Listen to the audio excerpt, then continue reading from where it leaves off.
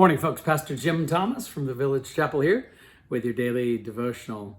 Going to read this morning from Tim and Kathy Keller's God's Wisdom for Navigating Life, daily reader based on the Proverbs. What a great wealth and treasure trove of wisdom the book of Proverbs is. Remember when I was much younger, and I've done several times since then, but when I was I think I was about 22 when I first read the book of Proverbs straight through, taking a chapter each day corresponding to the date of the month.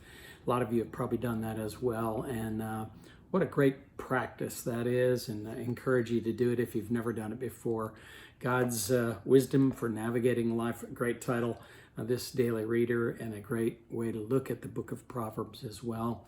This writing is called Don't Love an Argument.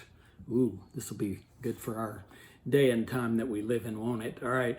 Proverbs 17:19, and then they also quote Proverbs 26, verses 20 through 21, and they'll run them all together at the top. Here it goes. Whoever loves a quarrel loves sin. Whoever builds a high gate invites destruction. Without wood, a fire goes out. Without a gossip, a quarrel dies down. As charcoal to embers and as wood to fire, so is a quarrelsome person for kindling strife. What a great analogy, the old, fireplace and stirring up fire and smoke and making all kinds of heat and all that sort of thing. They say, don't love an argument. Some people enjoy debating. This may stem from the kind of genuine intellectual curiosity represented by the Socratic dialogue. That's true, it can. And I'm one of those kind of people, but I do have to watch this because, as they point out, Proverbs 17:19 literally says, love quarrel, love sin. Okay, so if it's just the quarreling that you like, you're essentially loving sin. Chapter 26, verses 20 to 21 confirm that the community can never have peace when there's a quarrelsome person present.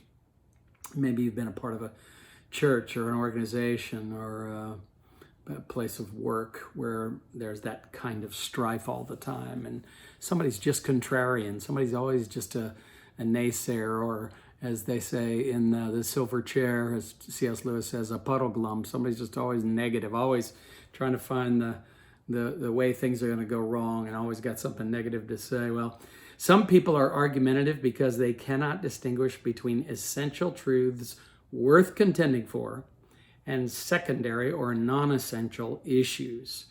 The Kellers are right on there as well. I'm certain there have been many, many times when I've made the mistake of thinking something's essential when it's really not. Others are argumentative because their pride makes it hard for them to admit when they are in the wrong. A simple, quote, I'm sorry, end quote, is beyond them, and they need to save face.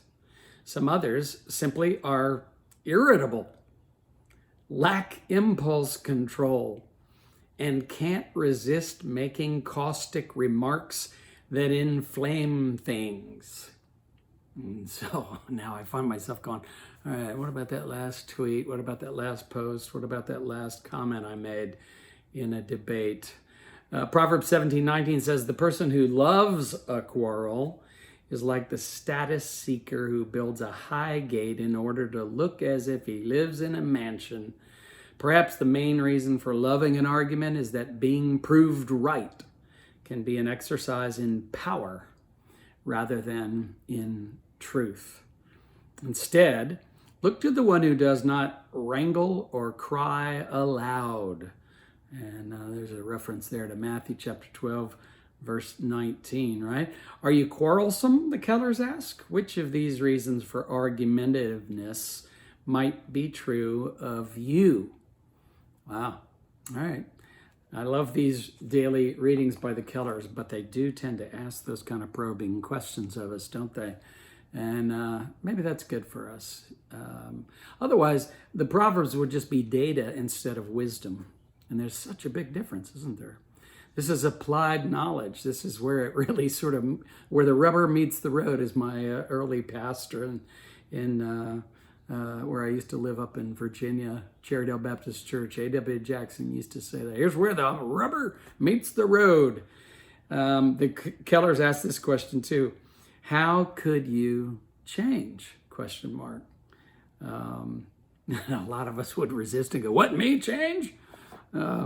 Yeah, me change. How might I be able to change? And sometimes the answer is I can't, but God can, and He can change our hearts. He can redirect our affections. He can reorder our priorities if we look to Him, and He can give us and grant to us the kind of discernment that leads to wisdom, that leads to a changed life. The Kellers close in a prayer, and I'll make it our prayer as we close out this morning's daily devotional as well. They pray this: Lord, I love an argument if I think I can win it, and I hate it if I think I can't, which shows I am valiant not for truth, but for myself.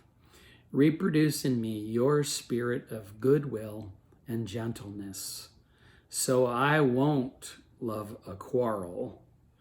Amen and amen.